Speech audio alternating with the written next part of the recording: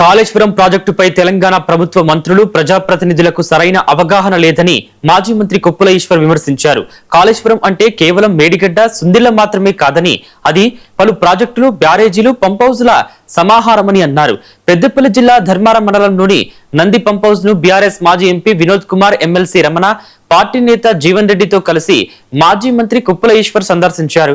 Yellampalli project కేవలం balancing reservoir మాత్రమేనని ముఖ్యమంత్రి రేవంత్ రెడ్డితో పాటు పలువురు మంత్రులు, ఎమ్మెల్యేలకు సాగునీటి రంగంపై కనీస అవగాహన లేదని ఈశ్వర్ ఆరోపించారు.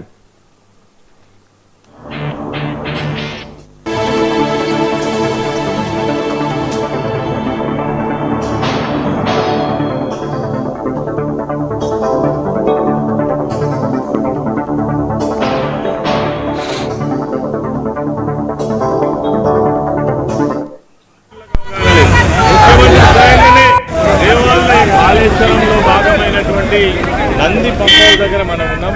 ఇక్కడ ప్రాతినిధ్యం వహిస్తున్నటువంటి మంత్రి బట్లూరు లక్ష్మణ్ ఆయన ఏమంటాడంటే గ్రావిటీ ద్వారానే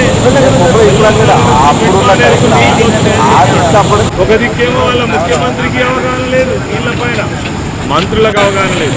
ముఖ్యమంత్రి స్వయంగానే దేవాలయ అని ఏ ఉన్నదో కూడా తెలియనటువంటి నీళ్ల గురించి కనీసమైన అవగాహన లేకుండా మాట్లాడినటువంటి అడ్డూరు లక్ష్మణ్ వారికి రోజు ఈ నీళ్లు ఎక్కడి నుంచి ఎక్కడికి పోతున్నాయి, కనీసం అవగాహన కలగాలనే ఉద్దేశంతో ఈరోజు ఈ యాత్ర పెట్టుకోవడం జరిగింది. ఇగో మీ కళ్ళ ముందట నీళ్లు కనబడుతున్నాయి. కాళేశ్వరం ప్రాజెక్టులో భాగమైనటువంటి ఈ ఎల్లంపల్లి బ్యారేజ్ కావచ్చు, లేదంటే నంది పంప్ హౌస్ కావచ్చు, ఇలా మన కళ్ళ ముందట సజీవ సాక్ష్యంగా కనబడుతున్నాయి. ఈ నిర్మాణం అంతా కూడా కాళేశ్వరం ప్రాజెక్టులో భాగమే. నంది రిజర్వాయర్ నిండితేనే ఈ నుంచి మళ్ళీ గాయత్రి మరి పంప్ హౌస్ దగ్గరికి నీళ్లు పోతాయి. ఇది కనీసమైనటువంటి అవగాహన.